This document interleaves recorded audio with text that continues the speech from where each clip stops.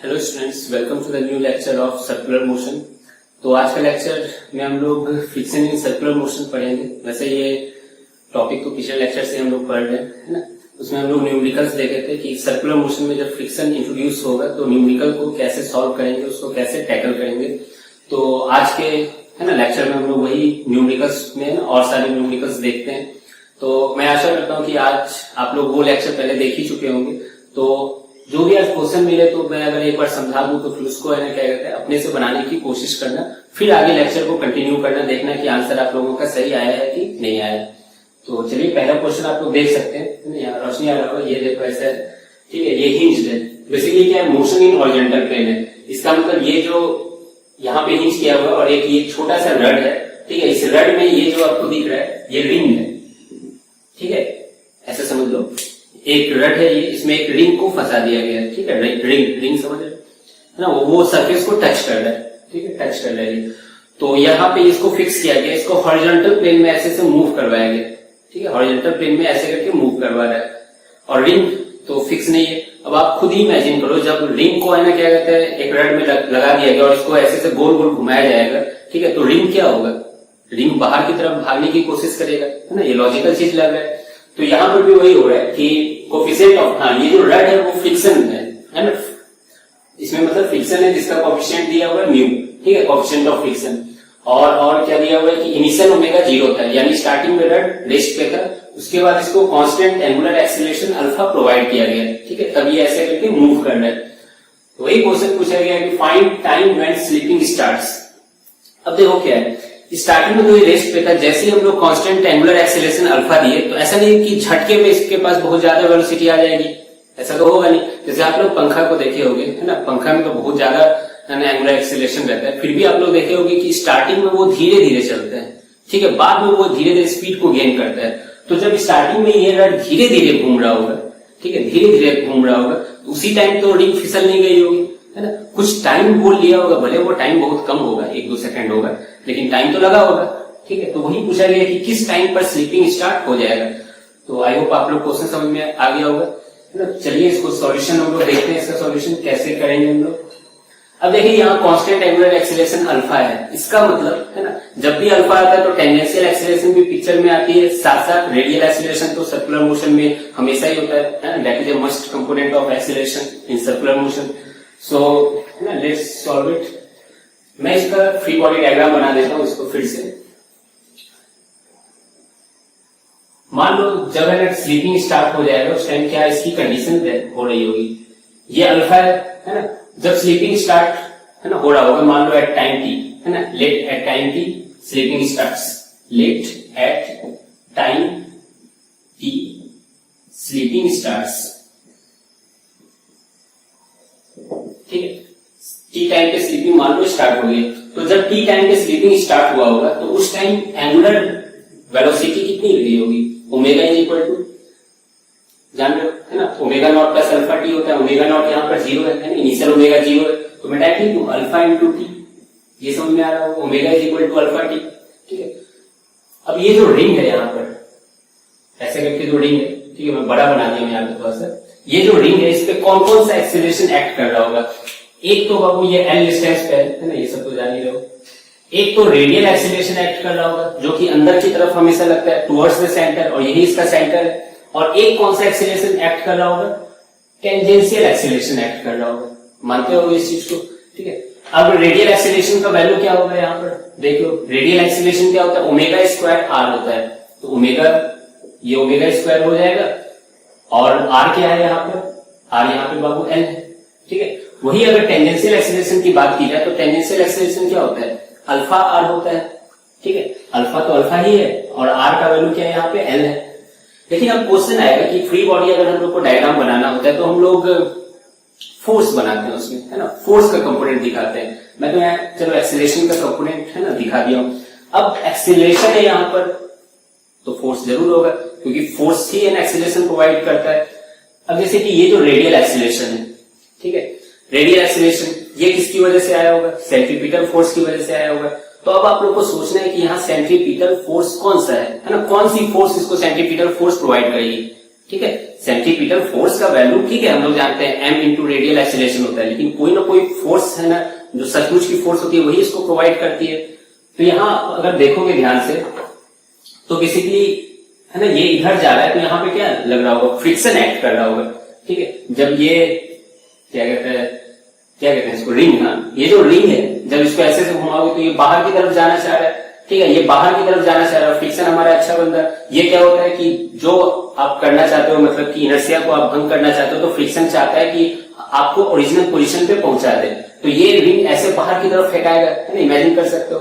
तो फ्रिक्शन क्या होगा, अंदर की तरफ लगेगा ताकि वो बाहर जाने से उसको रोके, है ना। फ्रिक्शन का तो यही काम होता है, रिलेटिव मोशन को अपोज करना। तो अब हम लोग समझ चुके हैं कि फ्रिक्शन ही इसको क्या प्रोवाइड कर रहा है, सेंट्रीपिटल एक्सीलरेशन प्रोवाइड कर रहा है, ठीक है। तो ये रेडियल एक्सीलरेशन अगर मैं लिख दूं, प्रोवाइडेड बाय फ्रिक्शनल फोर्स, ठीक है, प्रोवाइडेड बाय फ्रिक्शनल फोर्स, कोई दिक्कत। उसी तरह से ये टेंजेंशियल एक्सीलरेशन कौन प्रोवाइड कर रहा होगा, कौन इस टेंजेंशियल एक्सीलरेशन को बैलेंस कर रहा होगा, ये कर रहा होगा। अब आप लोग सोच रहे होंगे सर mg, नो mg यहां पर नहीं है, ठीक है। mg क्यों नहीं, क्योंकि ये हॉरिजॉन्टल प्लेन में मूव कर रहा है, ठीक है।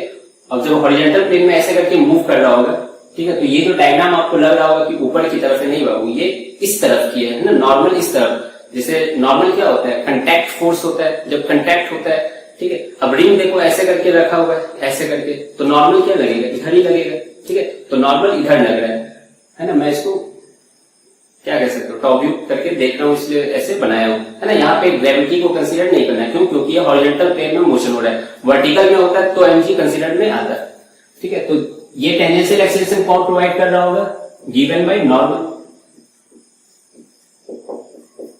ठीक है। ये आप लोगों को समझ में आ गया होगा। अगर इतना समझ में आ गया फिर तो कुछ नहीं करना है, बस है ना फॉर्मूला लगाना है, सॉल्व करना है इसको।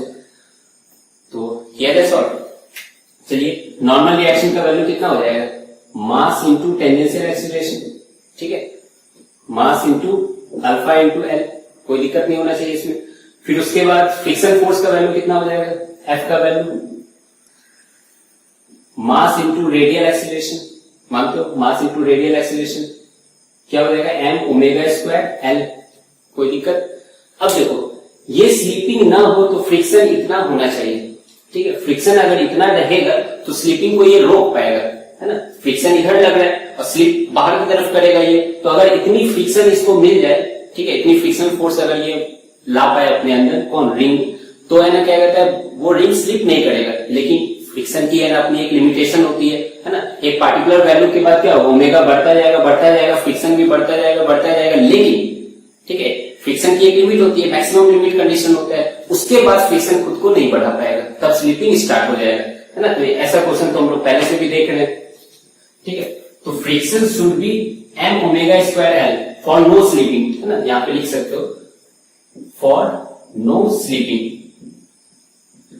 friction should be m omega square L, but this friction should be less than maximum frictional force, है ना। And what is the value of maximum frictional force? We all know that mu into n, है ना। mu into normal reaction is the maximum frictional force which can act on the system. तो mu ही है और n चलो n अभी लिख देता हूं यहाँ पर। अब देखो ओमेगा का वैल्यू कितना है बाबू, ओमेगा तो गिवन नहीं, डाटा है क्वेश्चन में, गिवन इस टाइप के फॉर्म में है, तो omega equal to alpha T लिख देंगे यहाँ पे हम लोग, तो अल्फा स्क्वायर टी स्क्वायर, ठीक है, एल एल ही रहा हम लोग का, म्यू ही है, एन क्या हो गया, एन कहाँ है, यहाँ पे है, एम इंटू अल्फा एल। कुछ कट उठ रहा है देखो, मास कट रहा है, ठीक है, लेंथ कट रहा है, और एक अल्फा कट रहा है, ये अल्फा ये अल्फा, ठीक है। तो टी स्क्वायर का वैल्यू अगर देखा जाए ध्यान से, तो T square is less then mu by alpha, ठीक है, सही है, सब कुछ सही है, बिल्कुल सही है। तो t is less than equal to under root mu by alpha, मतलब टाइम इससे कम होना चाहिए, ठीक है, टाइम इससे कम होना चाहिए। सो स्लीपिंग स्टार्ट्स एट,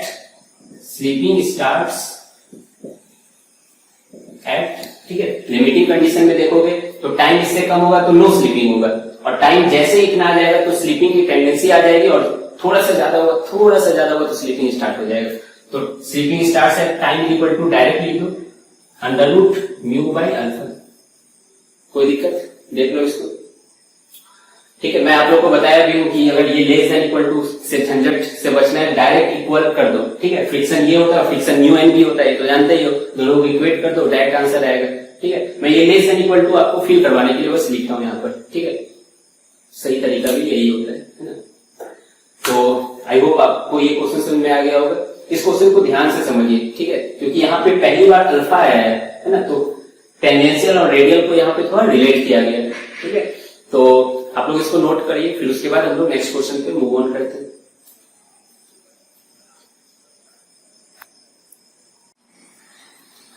हाँ चलिए, तो फिर नेक्स्ट क्वेश्चन करते हैं। ये बाबू बहुत ही इंपॉर्टेंट क्वेश्चन है और बहुत ही फेमस क्वेश्चन है। ठीक है, और यहाँ जो आप लोग कंसेप्ट सीखोगे, सेम कंसेप्ट ग्रेविटेशन में भी फिर से यही क्वेश्चन आएगा। ठीक है, और सॉल्व करने का तरीका भी ऑलमोस्ट ना यही होता है। बेसिकली इसको टनल प्रॉब्लम कहते हैं, टनल प्रॉब्लम। देख सकते हो यहाँ पे है ना, वहां पे ग्रेविटेशन में रहता है कि अर्थ रहती है, अर्थ के बीचों बीच एक सुरंग बना दिया गया है ना, फ्रिक्शनलेस सुरंग। ठीक है, ऐसा करके क्वेश्चन रहता है। तो यहाँ पे इसका कंसेप्ट समझ लीजिए, है ना। तो देखिए क्वेश्चन क्या कह रहा है कि find the speed of particle when it comes out, है ना। ये एक सुरंग है मान लो, ठीक है, जो कि ग्रुप है ना, ग्रुप कह सकते हो इसको, या टनल, जो कि फ्रिक्शनलेस है। यहाँ कोई तरह का फ्रिक्शन नहीं है, एकदम फ्रिक्शनलेस है आइडियल में। और ये आर डिस्टेंस पे, स्मॉल आर डिस्टेंस पे एक मास एम रखा हुआ है। ठीक है, और ये जो पूरा जो गोल है उसका रेडियस कितना है, कैपिटल आर है। ठीक है, और ये ओमेगा से घूम रहा है ना, सर्कुलर मोशन है तो घूमेगा ये। तो वही पूछा गया है कि जब ये यहां से निकल रही होगी तो इसकी वेलोसिटी क्या होगी। ठीक है, अब बहुत लोग सोच रहे होंगे कि v equal to omega R होता है सर। आप क्या करो कि ओमेगा तो कांस्टेंट ही है, ये ऐसे करके सुरंग है। ठीक है, पार्टिकल जब यहां से निकला होगा, ठीक है, ये ऐसे करके ओमेगा से घूम रहा है, तो velocity equal to omega R direct लिख दो। नहीं, ये गलत है बाबू। ठीक है, क्यों गलत है, क्योंकि यहां पर ये ऐसे करके फेंकाएगा। ठीक है, समझ सकते हो, एक रेडियल एक्सीलरेशन वाली जो सेंट्रीफ्यूगल फोर्स होती है वो यहां पर एक्ट करेगी। ठीक है, तो इसको ऐसे करके भेजेगी, है ना। ये टेंजेंशियल वेलोसिटी ओमेगा आर रहेगा, है ना, वो नो डाउट। लेकिन एक जो रेडियल वेलोसिटी आएगी वो आप लोग सोच नहीं पा रहे हो, तो उसको हम लोग को यहाँ पर कंसिडर करना है। तो चलिए बनाते हैं। ठीक है, अगर आप लोग चाहो तो एक बार पॉज करके ट्राई कर सकते हो, वैसे है ना, नया चीज है तो सीख ही लो पहले।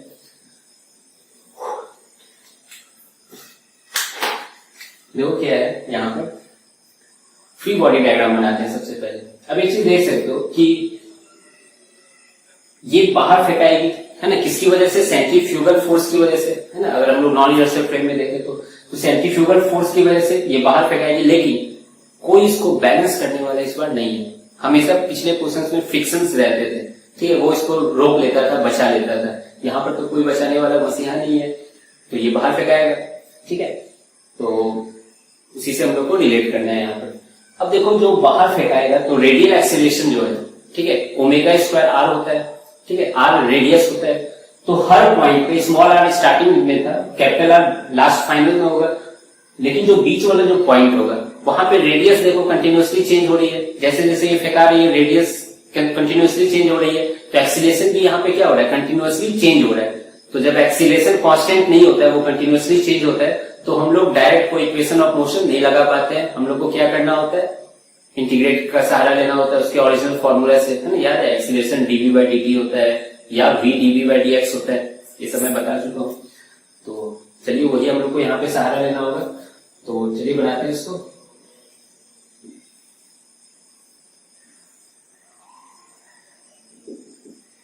ये ऐसे ओमेगा से घूम रहे हैं किसी x डिस्टेंस पे, किसी x डिस्टेंस पे। ठीक है, इस पे बाहर की तरफ कौन सा फोर्स लग रहा होगा, m ओमेगा स्क्वायर x। ये कैसे लिख दिए, सेंट्रीफ्यूगल फोर्स, ध्यान करिए, m इंटू रेडियल एक्सेलरेशन होता है, मास मास ही रह गया, रेडियल एक्सेलरेशन क्या होता है, ओमेगा स्क्वायर r। r यहाँ पे हम किसी x डिस्टेंस पे माने तो x लिख लिए, ओमेगा स्क्वायर x। ठीक है, तो ये एक्सीलरेशन है हमारे लिए। एक्सीलरेशन क्या होता है, ओमेगा स्क्वायर x, है ना। ये तो फोर्स है ना, m into omega square x, acceleration तो ओमेगा स्क्वायर x होगा। अब हम लोग को वेलोसिटी निकालना है रेडियल के डायरेक्शन में, तो वेलोसिटी का ये फॉर्मूला आप लोग जानते होंगे एक्सीलरेशन का, acceleration is equal to v dv by dx होता है। ठीक है, ये मैं 2-3 लेक्चर पहले मैं डिराइव करके बताया भी था चेन रूल से। ठीक है, और आप लोग जानते भी होंगे वो is equal to omega square x। अब क्या करना है, इसको इंटीग्रेट करना है। V dv is equal to omega square x dx. ठीक है, इंटीग्रेट करते हैं। ओमेगा तो कांस्टेंट है, उसको बाहर ले जा सकते हैं। तो देखो, जब x is equal to small R था, जब x is equal to small R था, तो वेलोसिटी क्या थी? 0 थी। यहाँ पे ये रेस्ट पे था, ये मास है ना। जब x is equal to capital R हो गया तो वेलोसिटी v मान लेते हैं, है ना, v। ठीक है, या v नॉट मान लो, कुछ भी मान लो। ठीक है, तो यही v नॉट का वैल्यू निकालना है। अब इसका इंटीग्रेशन देखोगे तो v dv का इंटीग्रेशन क्या हो जाता है? v स्क्वायर बाय 2, है ना। मैं सब कुछ ऐड कर रहा हूँ यहाँ पे ना, स्पेस कम है। v स्क्वायर बाय 2 होता है। अब लिमिट पुट करोगे, है ना, upper limit minus lower limit करना होता है, तो ये डायरेक्ट में लिखो v नॉट स्क्वायर बाय 2 आ जाएगा। कोई दिक्कत? वहां पे देखो ओमेगा स्क्वायर, तो ऐसे ही रहते हैं। x dx का इंटीग्रेशन क्या हो जाता है? x स्क्वायर बाय 2 होता है। ठीक है, और लिमिट पुट करोगे तो ये क्या आ जाएगा? Capital R square minus small r square divided by 2। समझ आया? लिमिट पुट करना, 2 गया, वेलोसिटी चाहिए, तो ये इसको अंडर रूट करोगे तो ओमेगा रह गया, है ना, स्क्वायर में मल्टीप्लाई में तो ओमेगा बाहर निकल जाएगा। ये लेकिन बाहर में नहीं निकलेगा, ये अंडर रूट में रह जाएगा। ठीक है, तो V not is equal to omega under root capital R square minus small r square. ये आंसर आ गया आपका। तो बस यही निकालना था यहाँ पे। ठीक है, जल्दी से इसको नोट कीजिए। तो फिर ऐसा ही एक क्वेश्चन मैं आपसे पूछता हूँ जो कि आप लोग को बनाना है।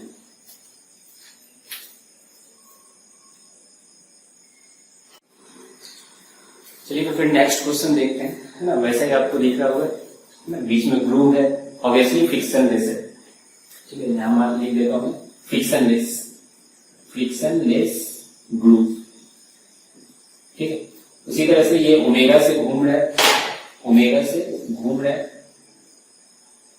लेकिन आपकी बार यहाँ पे स्प्रिंग है ना। मास यहाँ ब्लॉक अकेला नहीं है, एक स्प्रिंग अटैच्ड है। उस स्प्रिंग की स्टिफनेस है के न्यूटन पर मीटर जो होता है। नेचुरल लेंथ है L नॉट। ठीक है, मतलब अभी ये नेचुरल लेंथ में, तो जब ये ओमेगा से घूमेगा तो ऑब्वियस है क्या होगा? मास बाहर की तरफ जाएगा, तो स्प्रिंग खिंचाएगी, है ना। स्प्रिंग खिंचाएगी तो वो स्प्रिंग फोर्स लगाएगी उसको वापस अपने पोजीशन पे लाने के लिए।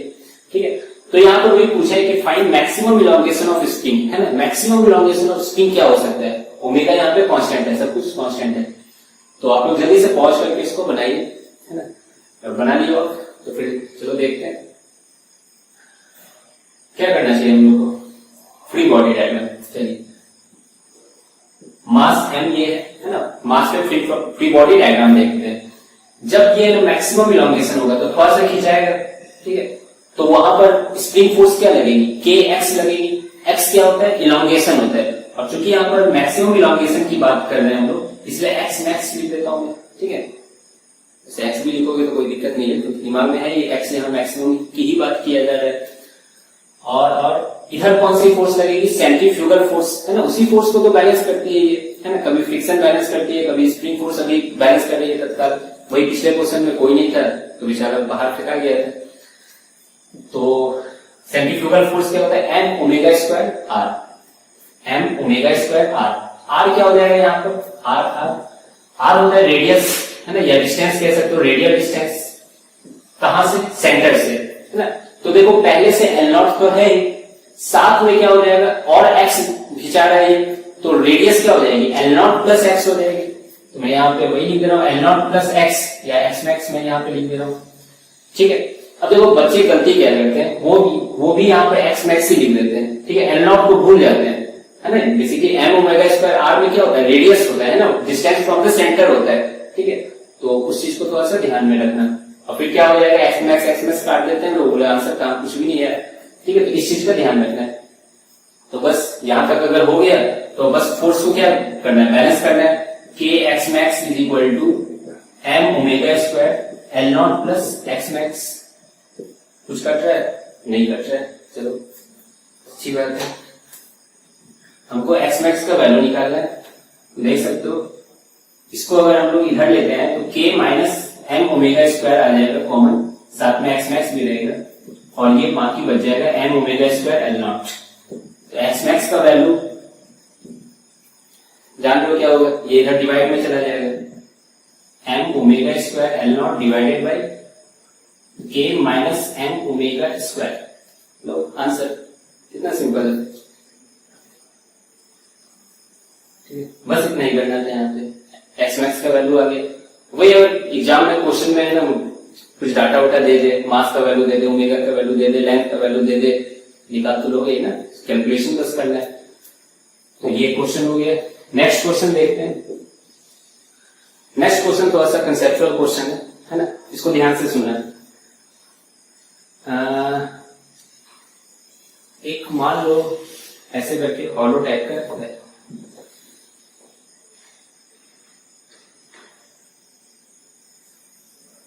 ठीक है, 2 वॉल सिलेंडर्स हैं ये। अच्छा सर्कल नहीं बन पा रहा है,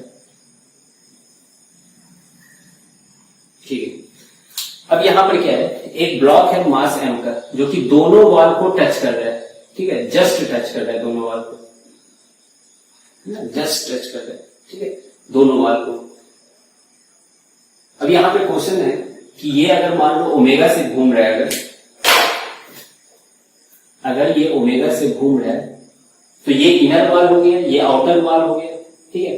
कौन सा वॉल इस पे नॉर्मल रिएक्शन फोर्स अप्लाई करेगा, ठीक है, कौन सा वॉल इस पे नॉर्मल रिएक्शन फोर्स अप्लाई करेगा, ठीक है, बस यही बताना, इनर वॉल या आउटर वॉल, ठीक है, जस्ट टच कर रहा है, ये ध्यान में रखना है, ठीक है। ऐसा नहीं कि इसको दबा के रख दिए ताकि दोनों तरफ से कंप्रेशन फोर्स लग रहा है, ऐसा नहीं, जस्ट टच कर रहा है। तो कौन सा वॉल, इनर वॉल या outer wall, normal reaction force apply कर रहा होगा। इसी क्वेश्चन को मैं दूसरे है ना ढंग में लिख देता हूं यहाँ पे क्वेश्चन फॉर्म में, विच वॉल विल अप्लाई, तब तक सोचते हो, which wall will apply non zero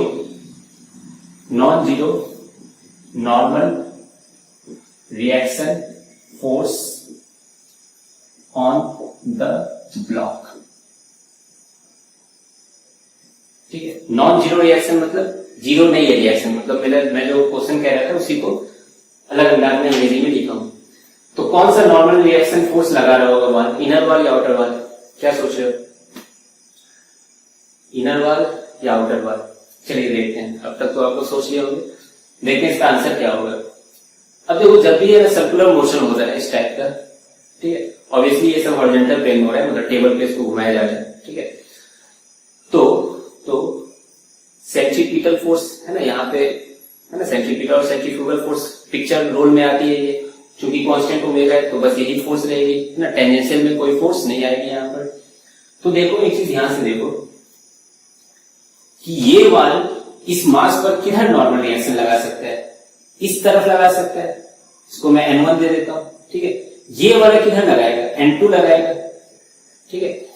अब देखो जब ये ब्लॉक है ना वो गोल गोल घूम रही है तो एक रेडियल एक्सीलरेशन आती है, जो जिसका डायरेक्शन हमेशा किधर होता है, सेंटर की तरफ होता है, ओमेगा स्क्वायर एक्स मैं कह देता हूं, एक्स जो भी डिस्टेंस हो, ठीक है, ओमेगा स्क्वायर एक्स सेंटर की तरफ होगा, तो ये रेडियल एक्सीलरेशन होगी और यही क्या होगी, सेंट्रीपिटल एक्सीलरेशन, इसी को कहते हैं रेडियल एक्सीलरेशन को। तो सेंट्रीपिटल फोर्स का डायरेक्शन किधर है, इस तरफ है डायरेक्शन, तो इस तरफ है ना सेंट्रीपिटल फोर्स का डायरेक्शन है, ठीक है। तो बेसिकली सेंट्रीपिटल फोर्स कोई ना कोई है ना रियल फोर्स ही प्रोवाइड करता है सेंट्रीपिटल फोर्स।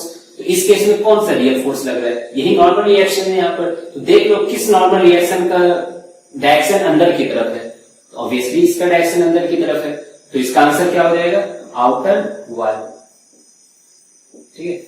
आई होप है ना लॉजिक समझ में आ गया होगा आप लोग को, ठीक है। बस सिंपल सेंट्रीपिटल फोर्स का कंसेप्ट है यहाँ पे, सेंट्रीपिटल फोर्स किधर लगती है, अंदर की तरफ लगती है ना, और नॉर्मल रिएक्शन फोर्स है ना कौन अंदर की तरफ लग रही है, किसके द्वारा है ना लगाया जाने वाला नॉर्मल रिएक्शन फोर्स अंदर की तरफ लग रहा है, तो ऑब्वियसली वो आउटर वाल है ना, क्योंकि आउटर वाल अंदर की तरफ लगाएगा, इनर वाल तो इसको बाहर की तरफ लगा रहा है, ठीक है।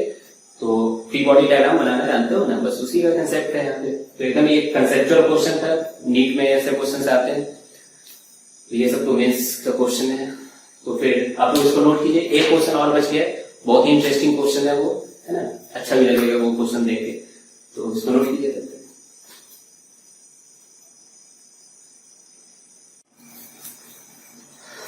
हाँ तो लास्ट क्वेश्चन है, देखते हैं इसमें, आदमी है अब इंटरेस्ट जग गया होगा।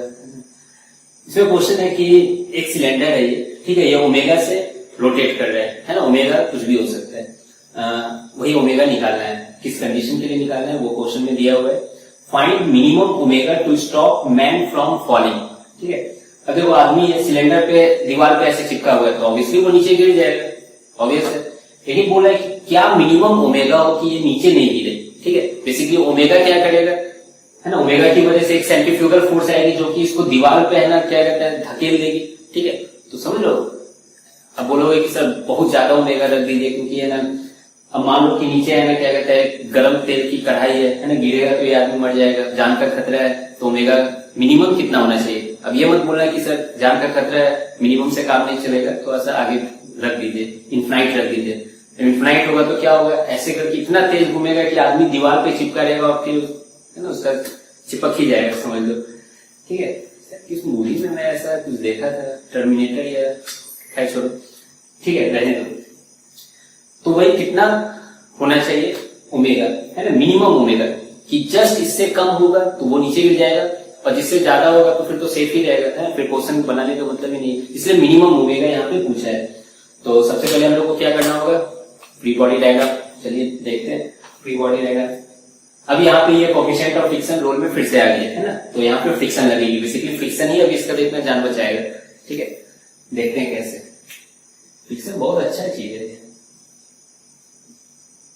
मान लो ये आदमी है, ठीक है, जिसका मास m है ना, इसके चेहरे पे मैं मास लिख दिया हूं। इस पे कौन कौन सी फोर्स लग रही है देखते हैं हम लोग। एक तो नीचे की तरफ mg लग रहा होगा, जो कि इसको गिराना चाह रहा है, इसका वेट, ठीक है। बाहर की तरफ एक कौन सा फोर्स लग रहा होगा, सेंट्रीफ्यूगल फोर्स, जो उसको बाहर की तरफ धकेल रहा है, जिसका वैल्यू क्या होता है, m into radial acceleration. m into radial acceleration मतलब ओमेगा स्क्वायर r, ठीक है, ये हो गया। और कौन सी फोर्स लगेगी, इस तरफ कौन सी फोर्स लगेगी, है ना, दीवार से ये चिपका हुआ है, तो इधर कौन सी फोर्स लगेगी, नॉर्मल रिएक्शन फोर्स दीवार के द्वारा, ठीक है। और ऊपर की तरफ कौन सी फोर्स लगेगी, देखो, क्योंकि इसके गिरने का टेंडेंसी बाबू नीचे है, तो फ्रिक्शन इसको अपने वापस ओरिजिनल पोजीशन पे पहुंचाना चाहता है। फ्रिक्शन अच्छा इंसान है, तो ये ऊपर पहुंचाना चाहेगा, तो फ्रिक्शन किधर लगेगा, ऊपर लगेगा। क्यों ऊपर लग रहा है, समझ में आ गया, क्योंकि गिरने का टेंडेंसी इसका नीचे की तरफ है, तो फ्रिक्शन ऊपर लग रहा है। अब देखो, सब कुछ सही सलामत हो, है ना, ये आदमी गिरे नहीं नीचे, तो फोर्स क्या होनी चाहिए, बैलेंस्ड होनी चाहिए, इक्विलिब्रियम कंडीशन होना चाहिए। तो अगर इक्विलिब्रियम कंडीशन से देखोगे तो नॉर्मल रिएक्शन किसके बराबर आ जा रहा है, नॉर्मल रिएक्शन बराबर आ जा रहा है m ओमेगा स्क्वायर r के बराबर, और फ्रिक्शन किसके बराबर हो जा रहा है, mg के बराबर, ठीक है। अब लेकिन देखो कि किस, है ना, कितना ओमेगा मिनिमम हो कि ये गिरने से रुक जाए, है ना, या बच जाए, ठीक है। उसके लिए हम लोग क्या करेंगे, फ्रिक्शन mg के बराबर होता है, बहुत अच्छी बात है, लेकिन इसकी मैक्सिमम वैल्यू क्या होती है, लिमिट होती है ना, फ्रिक्शन म्यू n से ज्यादा नहीं हो सकता है। तो फिर से वही हम लोग काम करेंगे, फ्रिक्शन mg के बराबर होगा, लेकिन ये म्यू n से क्या होगा, कम होगा। यही तो करते आ रहे हैं हम लोग हमेशा से। तो देखो, है ना, यहाँ पे लिख दो फॉर नो फॉलिंग, है ना, गिरना नहीं है, तो फ्रिक्शन mg के बराबर होगा, जो कि म्यू n से कम होगा। n का वैल्यू लिख दो, कितना है, m ओमेगा स्क्वायर r है, क्या क्या कट गया, कुछ कट गया, मास कट गया, तो g less than equal to क्या आ रहा है, omega square mu omega square r। तो और इसको अगर अच्छे से देखो तो omega square greater than equal to g by mu r आ रहा है, तो ओमेगा का value greater than equal to under root g by mu r आ रहा है, ठीक है। इसको मैं फिर से लिख दे रहा हूं, g बटा mu r greater than equal to omega.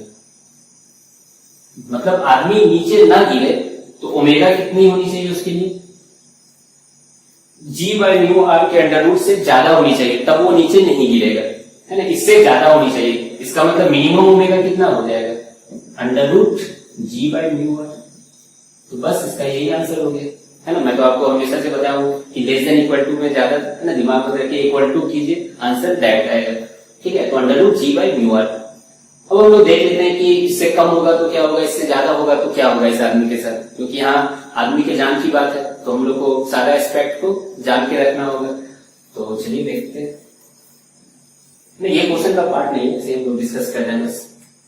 Case 1, omega अगर less than g by mu r होगा तो क्या होगा,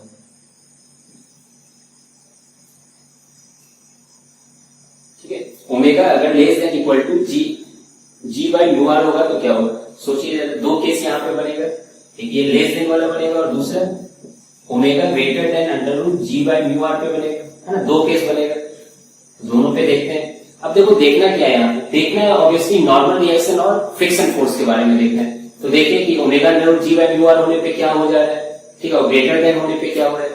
ऑब्वियसली अगर ग्रेटर देन होगा तो सेफ साइड होगा, है ना, लेकिन थोड़ा सा सोच के देखिए।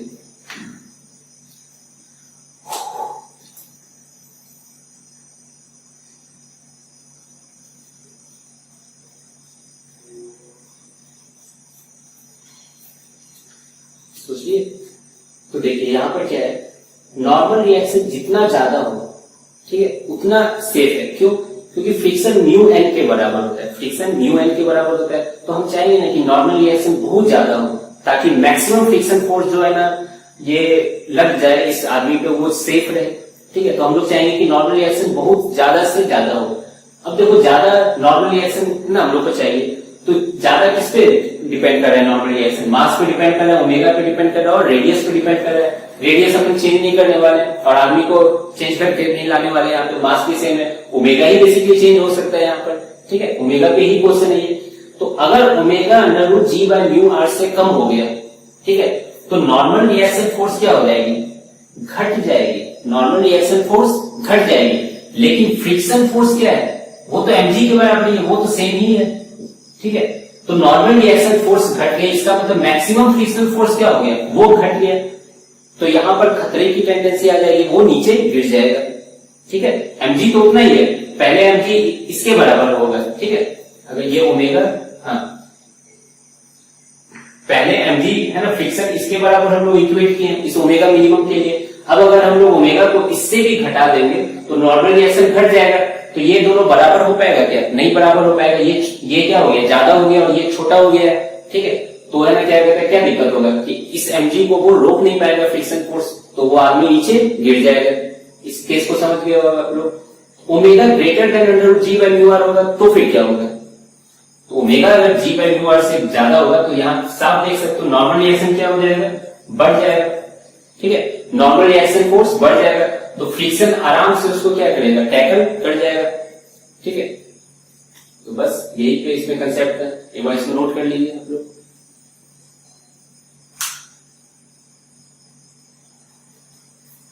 समझ रहे हो ना, फ्रिक्शन तो mg के बराबर ही है, वो तो सेम ही लग गया, और इसमें मैक्सिमम फ्रिक्शन फोर्स घट गया है, ठीक है। तो यहाँ पे गिर जाएगा आदमी मर जाएगा, ये खतरा का साइन है ना, रेड कलर से मैं बना देता हूँ, ये डेंजर का साइन है, ठीक है। यहाँ पे आदमी के मरने का चांस ज्यादा हो जाएगा, तो इसलिए मिनिमम ओमेगा इतना होना चाहिए, और इससे ज्यादा रहे तो सब कुछ सेफ रहेगा यहाँ पर। तो आप लोग इसको नोट कर लीजिए, है ना। फिर नेक्स्ट लेक्चर में हम लोग और सारे क्वेश्चंस करेंगे, न्यूमेरिकल्स करेंगे, है ना, क्योंकि सर्कुलर मोशन में सिर्फ न्यूमेरिकल्स ही रहता है ना, एक चीज मैंने देखा है, थ्योरी बहुत कम रहता है यहाँ पर। तो आज के लेक्चर के लिए बस इतना ही रखते हैं, है ना। आई होप कि आप लोगों को समझ में आ गया होगा आज का लेक्चर। तो फिर मिलते हैं नेक्स्ट लेक्चर में। Have a nice day, thank you.